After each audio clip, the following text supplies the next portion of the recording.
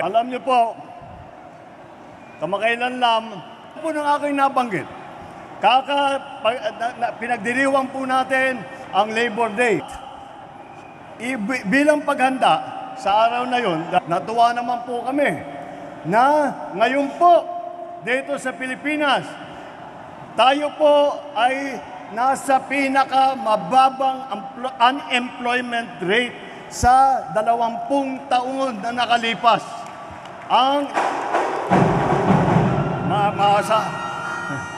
Ang infrastruktura po ay siguro lahat po ay mga para maging mas mabilis ang pagpunta ang buong Pilipinas ngayon.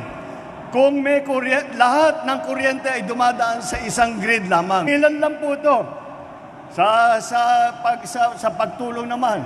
Alam natin na sa nakaraang taon ay inamaan po tayo ng napakabigat na El Nino.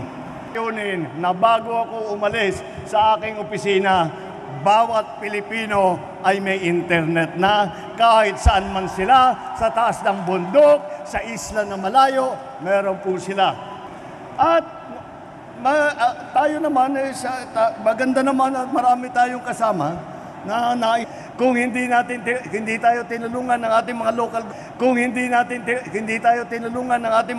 government, hindi po tayo tinulungan ng ating mga congressman, ay napakalaking bagay. Si Senator Soto, hindi lamang pangkaraniwan na senador. Naging Senate President yan ng matagal. At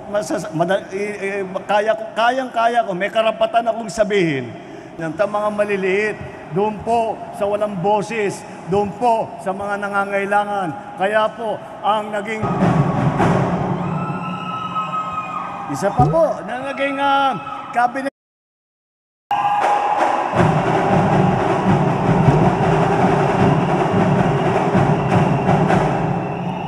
makaawa kami na sana tulungan ang ating mga naging biktima. Alam niyo po, makakagulat.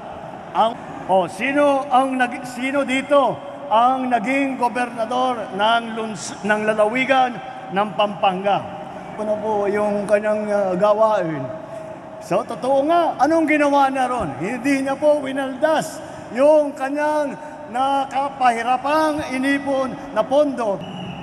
Sa tinatawag na geographical representation naman, makikita naman po ninyo na kahapon po, nag-celebrate po tayo ng Labor Day.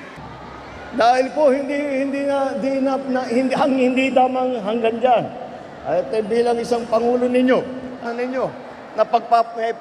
ipagpapatuloy nila itong magandang performance. Binibigay po sa mga gutom, binigay po niya ng libre po lahat po ng benepisyo sa Makati City dahil kay Mayor Binay ay libre.